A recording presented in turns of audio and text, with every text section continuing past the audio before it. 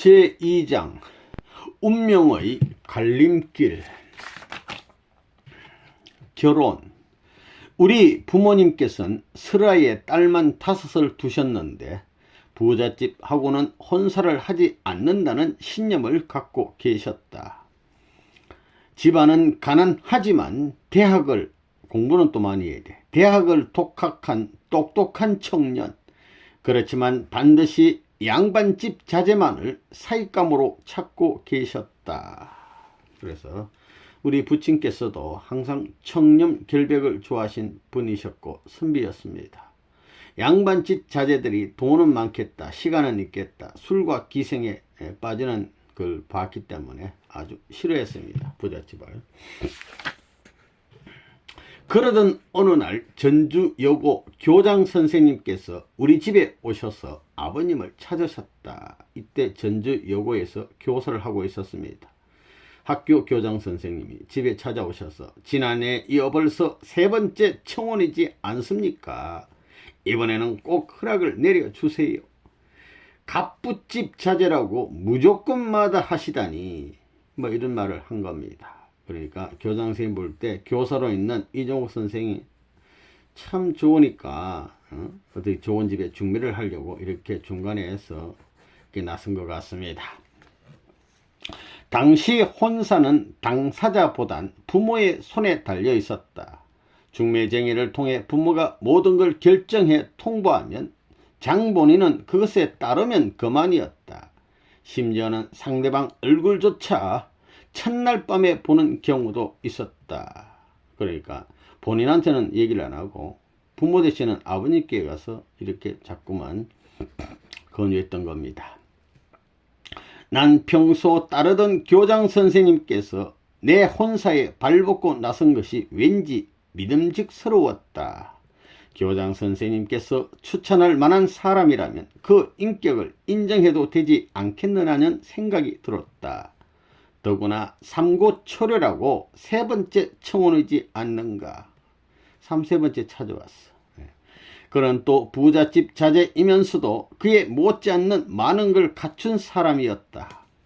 일본에서도 부잣집 수제들만 갈 수 있어서 게이오보이란 별명에 따라붙는 동경의 경흥대학 경제과를 나설 뿐만 아니라 당시에는 신문사 기자로도 주목받고 있었다. 더구나 공산사상에도 죄가 깊다는 얘기를 들으니 진취성이 있어 더욱 끌렸다. 해피르면 공산사상에 죄가 있더니 조금 마음이 그렇습니다. 당사자가 똑똑하고 인품이 괜찮다는데 갑부집 자제라는 게 흉은 아니잖아요. 정중히 아버님께 내 속내를 말씀드렸다. 본인이 좀 마음이 끌린 것 같습니다. 아버지 옆에. 그래서 교장 선생님께서 여러 차례 권하는 걸 보니 어느 정도 사람 됨됨이가 되신 분 아니겠느냐고 했다. 너 생각이 그러하냐? 정목이 너 뜻이 그렇다면 이 혼사 받아들이자. 순간 갈등하던 아버님의 얼굴이 환해지셨다. 그리고 1949년 3월 12일 나는 전라북도 제일 갑부인 전라북도에서 최고 갑부 인시, 성이 인시 가문의 3남 셋째 아들 인주현 씨와 결혼을 했다. 내 나이 28세였다. 행복했던 신혼. 중매로 만나 결혼과 동시에 연애가 시작된 것 같았다. 그는 말수는 적었지만 눈만 마주쳐도 미소를 보냈다. 사랑하는 아내에게 미소를 보내. 나 역시 그와 함께 한다는 것이 더없이 든든하고 행복했다. 시부모님께서는 돈이 많으니까 전주시 중앙동 시댁 건너편에 귀화집 한 채를 마련해 따로 신혼 살림을 내주셨다. 부모님 모시고 고생하지 말고 너희들 둘이 재밌게 살라. 대번에 신혼 살림을 내주셔서 귀화집을 하나 사가지고 남편도 그런 나를 무척이나 존중해 주었다. 그 당시에는 여필종부 뭐냐면 여자는 남편을 따른다 이 말입니다. 종부란 사회적 통념이 팽배해서 부부간 상하 서열이 분명했다. 남편의 부인은 아래 이런 식으로 서열이 분명한 시대였는데, 그러나 우린 달랐다. 여자는 남편이 먹고 난 밥상을 물려받아 먹는 게 당연시 되던 때 흔치 않게 우리는 겸상을 했다. 함께 차려놓고 같이 먹어. 더구나 시댁과 분가해서 살았기 때문에 우리 두 사람은 밥상 앞에서 많은 대화를 주고받았다. 그냥 뭐 달콤한 고소한 시절. 남편은 타고난 멋쟁이이기도 했다. 물건이 흔치 않던 당시 옷이며 신발들도 무척 다양하게 즐겼다. 신발도 많고 옷도 많고 멋도 잘 부려. 선진 문화라면 누구보다 먼저 받아들일 줄 알고 견문도 넓었던 그에겐 늘 사람들이 끌었다. 돈 많고 사람 좋으니까 친구가 많아. 집에는 항상 그의 손님이 찾아들어 둘만이 주말을 보낸 적이 한 번도 없을 정도였다. 손님 중에는 이름만 들어도 알만한 당대의 문인 노천명씨라든가 사슴, 모가지가 길어서 슬픈 짐승이여 하고 나가는 시가 있습니다. 사슴이라는 시를 지은 노천명씨, 이자 여자분. 사회 문화 인사들도 여럿 있었다.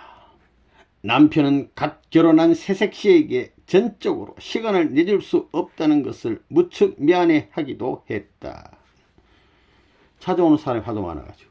이런 우리 부부의 평등하면서도 다정한 모습은 전주 사회에서 단연 얘기거리가 되곤 했다. 전주에서 단연 얘기거리. 나중에 들으니 어느 시나리오 작가가 인주연 씨와 전주여고 화학선생 이정옥 씨의 결혼은 전라북도에서 가장 멋진 한 쌍이 현실에서 탄생한 일이라고 했다고 한다. 전라북도에서는 뭐 인기 있어.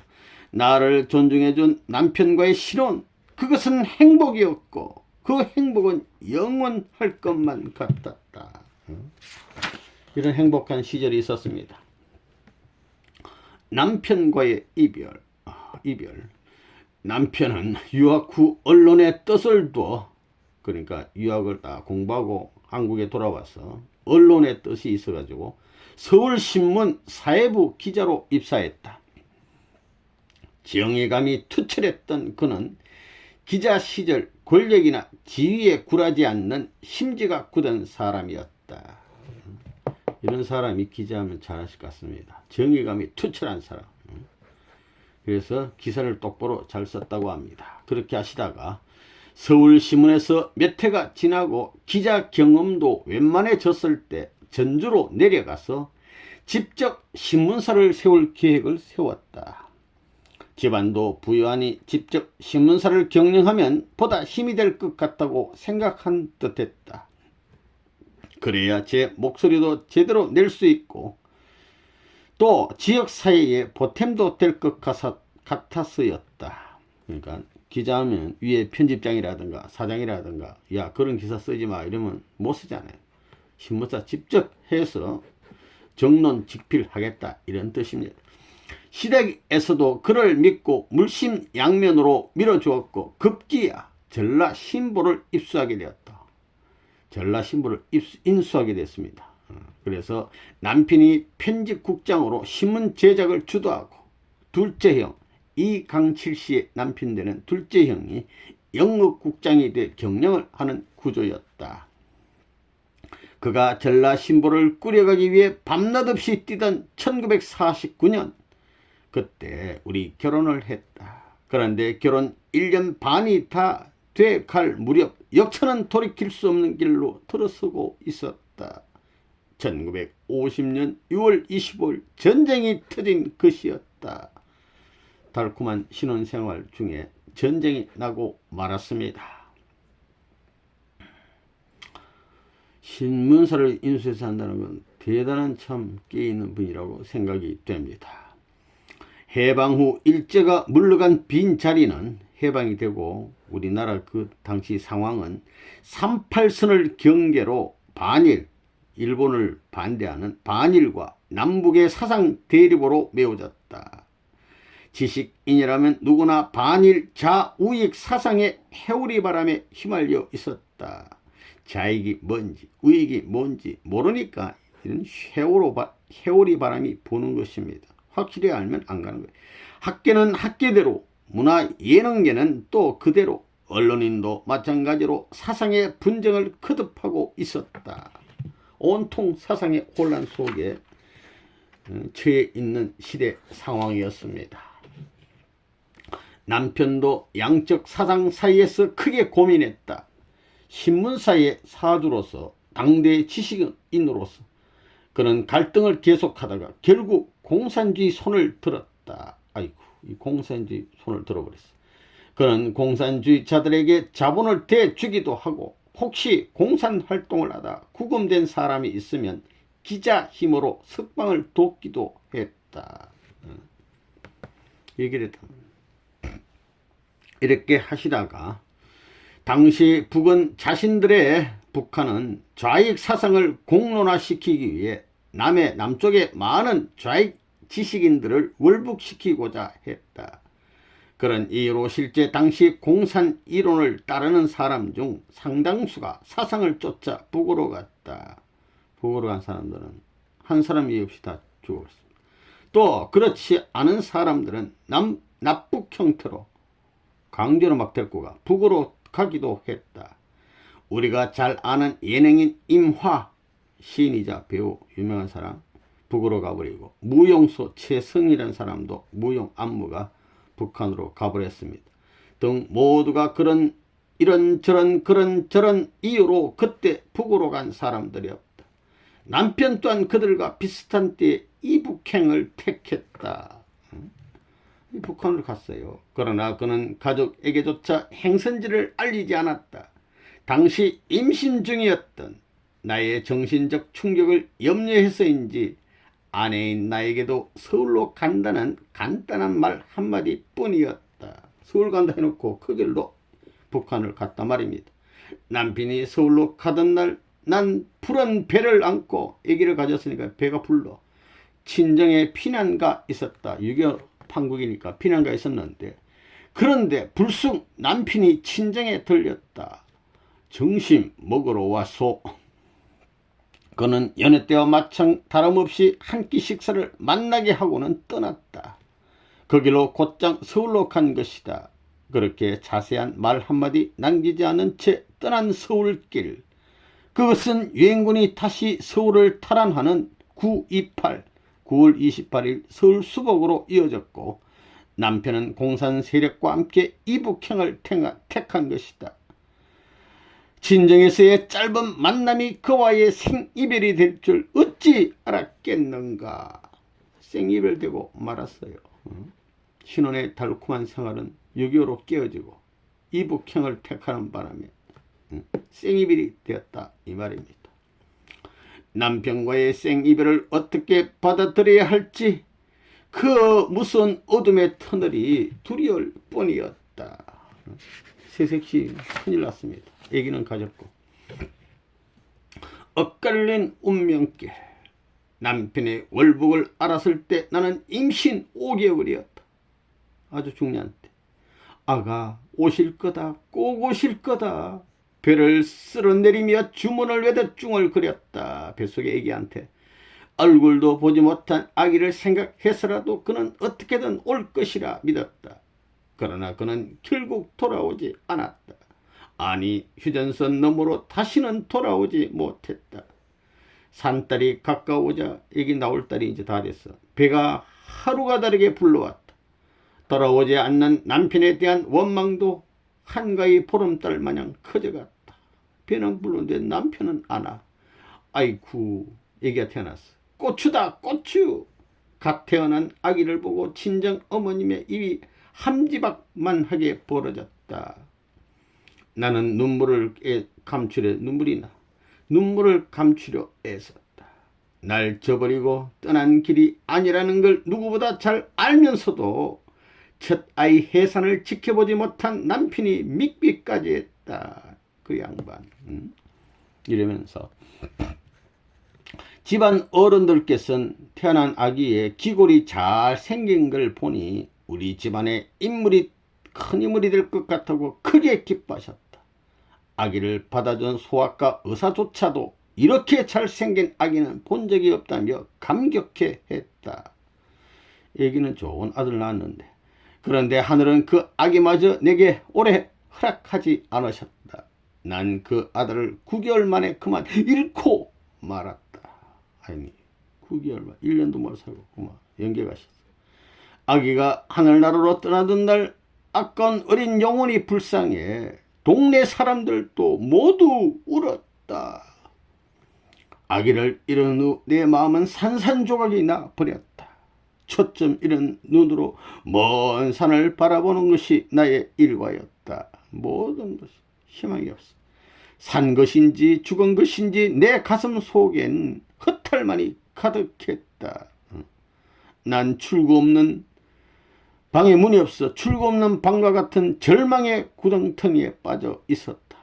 남편은 없지, 아기는 죽었지. 그러나 이 절망 속에 나 자신을 영영 묻어버린다면 나 자신이 너무 한심스럽다는 생각에 나 스스로를 추스리며 소망을 갖고 살기 위해 몸부림쳤다. 하나님 아버님께서 힘을 주시는 겁니다. 그렇게 안간 힘을 쓰며 살아가는데도 시간은 속절없이 흘렀다. 시간이 흘러가. 그리고 어느새 남편이 북으로 간 지 3년이 되던 1954년 8월 초 이 더운 날에 나는 또 한 번 운명의 갈림길에 서게 된다. 여기가 이종옥 시댁 맞습니까? 어느 날 40세쯤 돼 보이는 낯선 남자가 불쑥 나를 찾아왔다.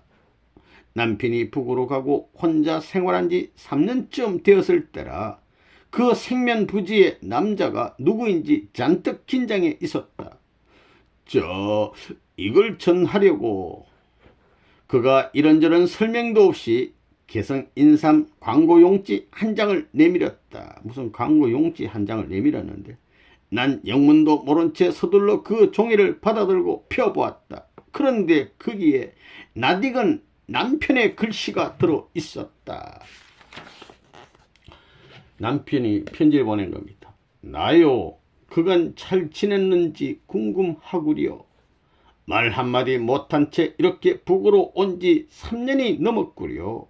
바로 당신을 북으로 데려온다는 생각에 그리 했는데 아무 말 않고 왔는데 자리 잡아가지고 데리고 오려고 상황이 여의치 못해서 참으로 미안하구려. 그리고 우리 아기 생각이 간절하오. 남자아인지 여자아인지 출산도 못 봤는데 원망이 많겠지. 그러니까 생각하고 원망일랑 만나다 하기로 하고 이걸 보는 대로 바지단을 고친 미군 작업복 청바지와 돈 300만 원을 준비해서 아무날 아무시에 인천 아무시 집으로 오시오. 노인 한 분을 보내겠소. 그 노인을 따라 이리로 오시오. 기다리겠소. 하고 편지가 온 겁니다. 거기엔 이름은 없지만 남편의 도장이 찍혀 있었다. 남편은 월북전 미군 작업복 바지를 사다 단을 고쳐 입은 적이 있었는데 그 바지를 알고 있는 것으로 보아 남편임이 분명했다. 자신의 신분을 밝힐 수 없으니 둘만이 알고 있는 일을 징표 삼아 제시한 것이다. 가슴이 두 방망이질 쳤다. 가슴이 막 둥둥둥둥. 그 또한 나를 잊지 않고 있다는 사실을 확인하니 그간의 원망이 이제는 또 그리움으로 밀려왔다. 남편이 소식이 없어 원망했는데 이제 그리움이 막 밀려와. 전쟁도 끝난 뒤 휴전선 너머에서 이렇게 연락을 취해 온다는 건 쉽지 않은 일이었다. 아마도 남편은 이 편지를 전달하기 위해 그가 가진 모든 것을 다 바쳤을 것이다. 나를 북으로 데려가기 위해 이 위험천만한 계획을 꾸몄을 것을 생각하니 눈물이 났다. 나를 데려가려고 목숨 건 일을 하고 있구나. 당시 300만 원이면 지금 억대나 다름없는 큰 돈이었다. 모르긴 몰라도 뭐 수억 되지 않겠습니까? 그런 거금을 지참하라니. 돈이지만 이 일을 중개하는 사람의 일이 혹시라도 잘못될 경우 목숨마저도 위태로울 수 있는 일생일대의 모험을 감행한 것이다. 그는 나를 이북으로 데려가기 위해 최선을 다했다. 그리고 그의 계획은 치밀했다. 이제 남편 편지 받았으니까 가슴이 막 둥둥둥둥둥 뛰어. 그리움이 밀려와. 나는 남편의 편지대로 서둘러 돈을 준비해. 돈이 문제가 아니야.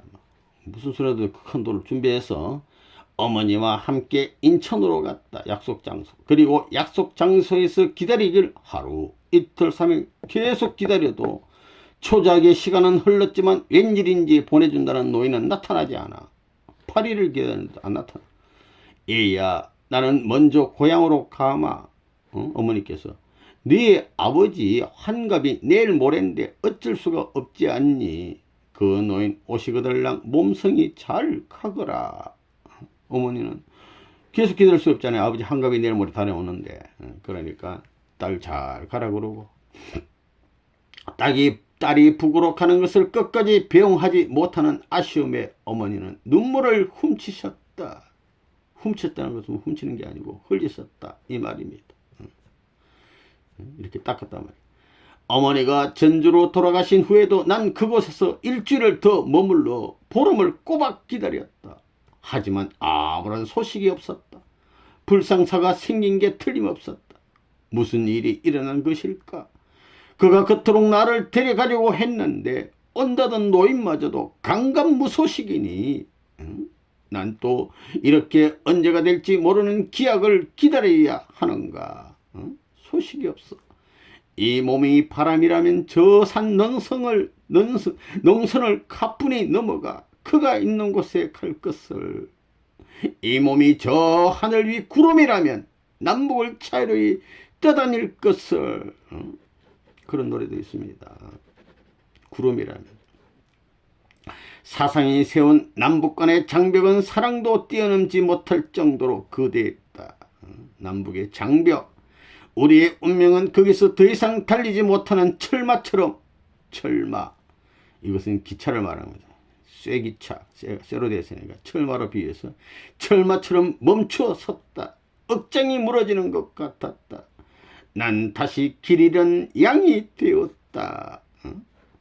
아, 나의 앞날은 어찌 되는 것인가?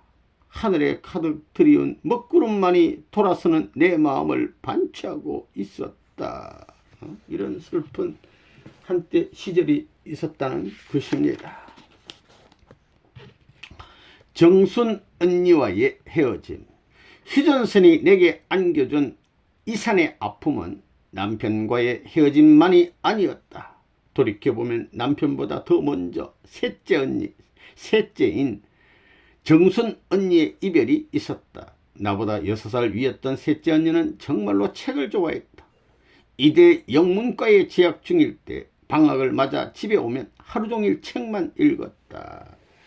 언니는 책을 좋아하는 그런 참 훌륭한 언니였는데, 셋째 언니는 자연도 알고 사색도 제대로 할 줄 아는 사람이었다. 그러나 언니의 생각들이 감성에만 머문 건 아니었다. 그에 못지않게 자기 사상에도 철저했다. 나라를 사랑하는 마음이나 반일정신, 우리 한국인이라면 이런 정신을 좀 가져야 돼요. 반일정신, 민족에 대한 사상들이 있었다. 당시 이화여대 영문과를 수학한 언니는 결국 공산주의를 택했다. 당시는 공산주의가 참 좋게 보였단 말입니다. 정확히 실체를 몰랐어. 하나님을 잘 몰랐기 때문에.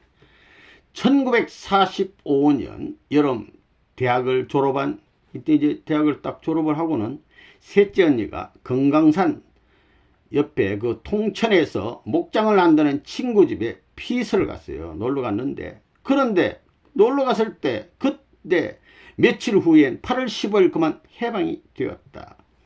해방이 되자 단일 국가이던 우리나라에 미군과 소련에 의해 3.8설이 그어졌다. 북은 공산주의, 남은 자유민주주의로 그 사상이 갈라진 것이었다. 아마 셋째 언니는 대학 시절 이미 공산 이론에 매료되어 있었던 듯했다.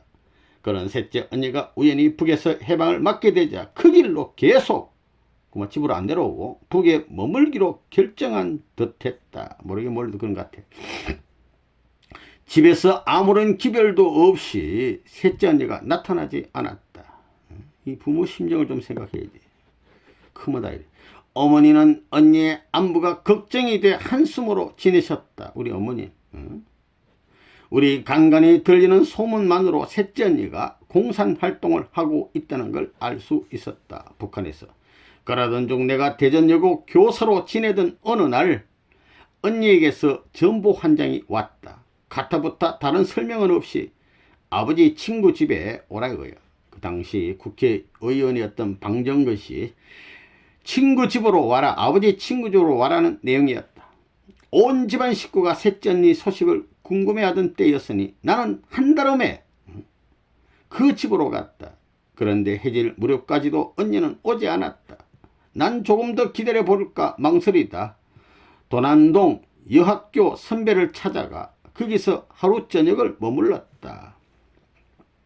서울입니다. 서울. 그리고 다음날 혹시나 싶어 다시 아저씨 댁으로 가보았다. 그 집에 오라 그러니까 다시 또 가봤어. 첫날에 가서 기다려도 없어. 안 와. 그래서 잠시 친구 집에 갔다가 그 다음날 딱 가보니까 나를 본 그댁 아주머니께서 안타까운 듯 말했다. 저런, 왜 이제 왔어? 조금만 빨리 오지. 언니가 한참 기다리다 방금 전 11시에 떠났는데 글쎄 다른 사람들이 10시부터 가자고 재촉하는 걸 버티다 하는 수 없이 돌아갔어. 아이고, 1시간 늦은 걸. 시계를 보니 12시였다. 간발의 시간차가 나의 이북행을 막은 순간이었다. 내가 전날 아저씨 집에서 셋째 언니를 조금만 더 기다렸더라면 그만 그 집에서 축축 있으면 되는데, 아니면 다음날 1시간만 일찍 아저씨 댁으로 갔더라도 나는 셋째 언니를 만났을 것이다. 언니는 똑똑하고 학식 있는 동생을 공산주의자로 만들고 싶은 생각을 갖고 있었고, 나 또한 명석한 언니를 존경하고 있었다. 그때 언니가 날 만나 이북행을 제안했다면, 야 우리 이북하자 했으면 난 주저하지 않고 언니를 따라 북으로 갔을 것이다. 내가 만일 그때 언니를 따라 북으로 갔다면 나의 일생은 공산주의에 바치고는 결국 죽어 지옥을 향했을 것이다. 그러나 나는 남쪽에 남게 되었다. 지금 돌이켜보면 남편을 만나기 위해 인천을 향했을 때도, 언니와의 만남이 아슬아슬하게 어긋났을 때도 모두 하나님이 나를 지켜주신 것 같다. 무지한 나를 매 순간 이렇듯 지켜주신 하늘 앞에 그저 감사할 뿐이다. 할렐루야. 그 후 전쟁이 나자 정순 언니는 공산군과 함께 전주로 내려왔다. 전주에 살고 있으니까. 그러나 고향인 전주에 머물고 있으면서도 부모님이 계시는 집은 거의 찾지 않았다. 그래서 친정 어머니 마음도 달래드릴 겸 해서 어머니를 모시고 언니가 머물고 있는 곳을 수소문해서 찾아갔다. 이때는 결혼했죠. 당시 공산당들은 공습으로 인해 전등불도 켜지 않은 채 부잣집을 점령하고 있었다. 부잣집에 가서 있으면서 불을 안 켜. 그런데 그 어둠 속에서 겨우 찾아낸 언니는 뜻밖에도 어머니와 나를 모른 채 했다. 나를 보고는 나는 너 모른다 하더니 어머니한테마저 어머니가 누구야 하는 것이 아닌가. 요새 말하면 동무 뭐 이런 식이지. 너무 누구요 이런 식이야. 어떻게 저럴 수가.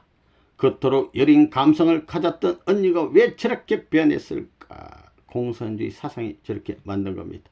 나는 변해버린 언니 모습에 실망하고 분노하여 집으로 돌아왔다.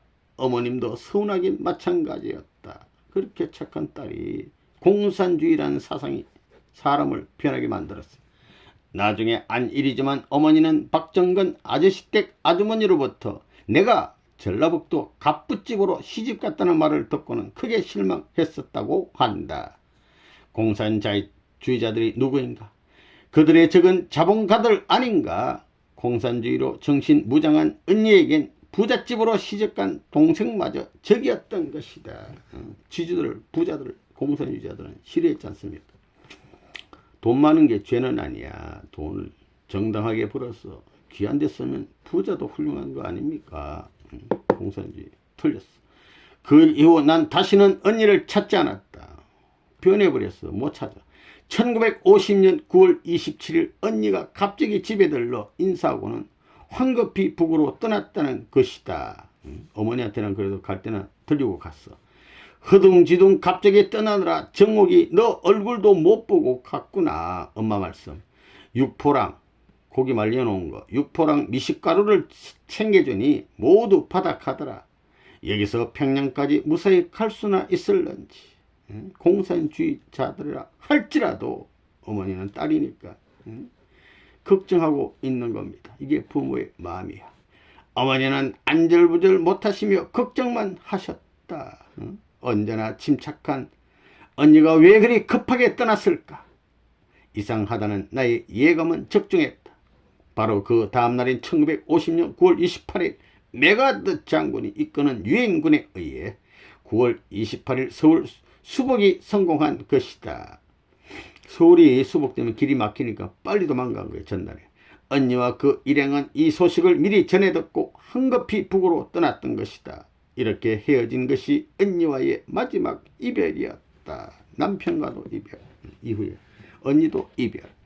그렇게 안부조차 모른 채 속절없이 세월은 흘러 1982년이 되었을 때였다. 이때는 좀 시간이 많이 지났습니다. 30년. 통일교인으로 살고 있던 나에게 제자 박영숙이, 전주 여고대 제자 박영숙이 커다란 잡지 한 권을 들고서 잔뜩 상기된 표정으로 찾아왔다.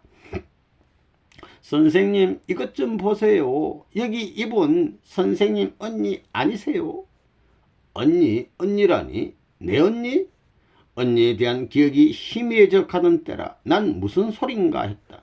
그런데 영숙이는 여원이라는 잡지가 있어요. 여원이란 여성지에 난 기사를 가리켰다. 이 기사에 난 북한 여성 말이에요.